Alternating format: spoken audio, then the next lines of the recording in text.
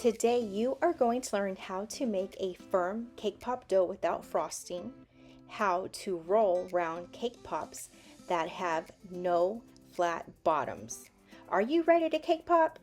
For this cake pop recipe, you are going to use 1 box of cake mix, 2 eggs, half a cup of milk, 4 tablespoons melted butter, and 3/4 cup of water. You're going to bake your cake at 325 in an 8 by 12 inch pan, and you're going to bake it for 20 to 25 minutes. Let your cake cool for 30 minutes, and after 30 minutes, cover it with foil and let it sit overnight. The next day, once you're ready to make your cake pops, add them to your mixer with a paddle attachment. Now you're ready to start mixing the cake mix. As you can see, I did not add any icing. This is a firm cake mix without icing. See how firm this cake mix is? It's so nice and firm. You don't need any icing. Now I am going to teach you the rolling technique to make your cake pop super smooth. You are going to grab a piece of dough and you are going to take all of the crumbles out of it, all of the wrinkles out of it. You don't want any lines in it. You're going to smush it and smush it around and cup it in your hand. That's the secret right there. So now what I'm doing is another little tip. I am weighing the dough so it could be 1 ounce, and these will make perfect cake pop. Once you're finished with your cake pops, you need to put them on a resting tray so they won't have any flat bottoms. I was able to make 23 cake pops. They are so smooth, no cracks at all. Now this is a 5-cavity cake pop press mold.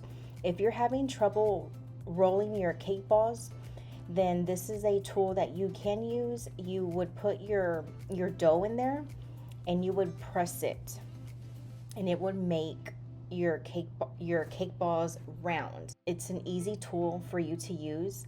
Now, as you can see, those little holes in there, that's where you would stick the candy sticks to make your cake pops, and then you would dip it in the chocolate.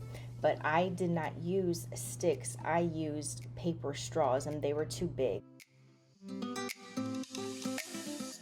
I used 2 bags of the Ghirardelli milk chocolate flavored melting wafers that are 10 ounces. So when I melted them, I put them in the microwave and melted them in at first at 30 seconds, and then I mixed it, and then after that I did 10-second increments.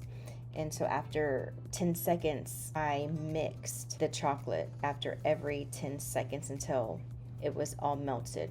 Then I took it out of the microwave and dipped my cake pop. And now, after I tapped all the excess chocolate off, then I started adding the sprinkles on, and you're ready to start decorating.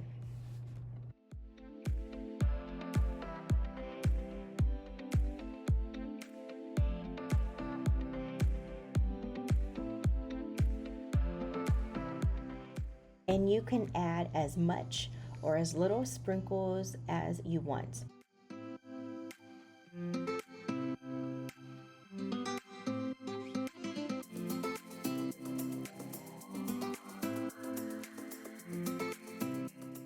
Once I finished adding the sprinkles, I placed the cake pop onto a FloraCraft dry foam brick.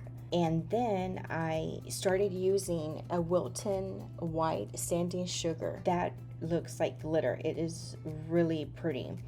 That's what I use to decorate the rest of the cake pops. I use sprinkles and then the white sanding sugar.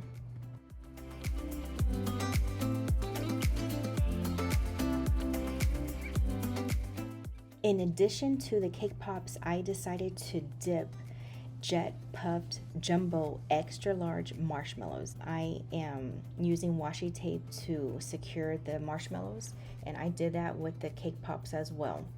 I used the dry foam and I stuck the marshmallows and cake pops in there, and I did cover it with tissue paper. And this is how they ended up turning out. What do you guys think? Let me know in the comments.